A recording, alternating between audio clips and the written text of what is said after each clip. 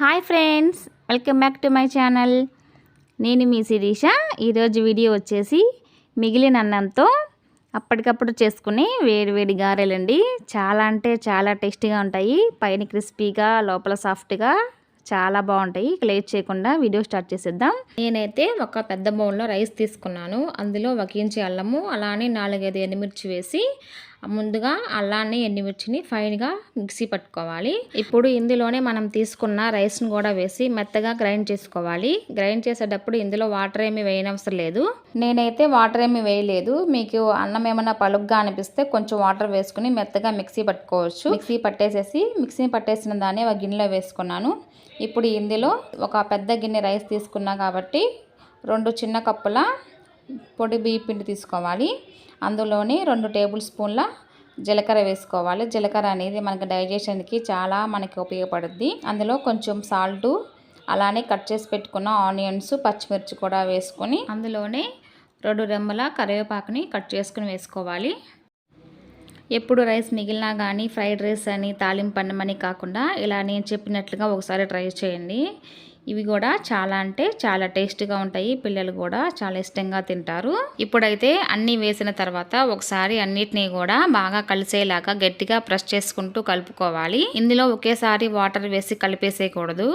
మనం ఒకసారి అన్నిటినీ బాగా గట్టిగా ప్రెస్ చేసుకుంటూ కలుపుకోవాలి. దేనికంటే మనకి రైస్లో వాటర్ కంటెంట్ ఉండిద్ది కాబట్టి మనకి ఇందులో వాటర్ మనకి ఎక్కువ అవసరం అవ్వదు. అవసరం అయితేనే కొంచెంగా వాటర్ వేసి పిండిని అయితే గారెల పిండిలాగా గట్టిగా కలుపుకోవాలి. పిండిని అయితే నేను చూసారా కరెక్ట్గా మనకి గారెల పిండి ఎలా అయితే ఉందో దానికంటే కొంచెం గట్టిగానే ఉండాలి. పిండి అయితే రెడీగా ఉంది కదా. ఇప్పుడు ఇందులో 2 టేబుల్ స్పూన్ల ఆయిల్ వేసి ఒకసారి బాగా కలిపేసుకుని మూత పెట్టి ఒక 10 నిమిషాల పాటు పిండిని అయితే నాననివ్వాలి. మనకి పిండి అయితే 10 నిమిషాల పాటు నానిందండి. ఇప్పుడు చిన్న సైజు పిండి ముద్దను తీసుకుని ఒక పాలిథీన్ కవర్ మీద కానీ, ఒక క్లాత్ మీద కానీ మనం పిండిని తీసుకుని చక్కగా చిన్న గారెలాగా ప్రెస్ చేసుకుంటూ వేసుకోవాలి.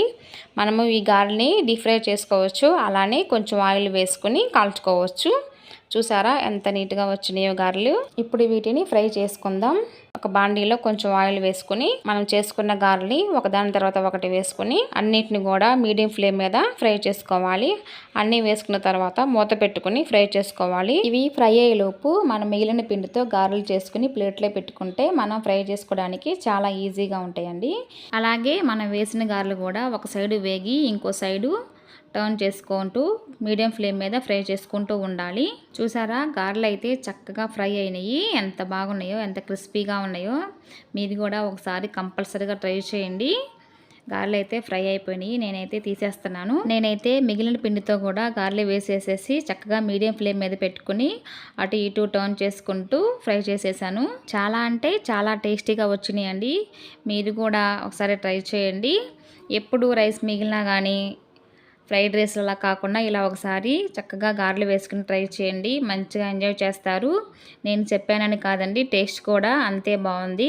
పైన క్రిస్పీగా, లోపల సాఫ్ట్గా చాలా అంటే చాలా టేస్టీగా ఉన్నాయండి. మేమైతే మంచిగా ఎంజాయ్ చేసాము.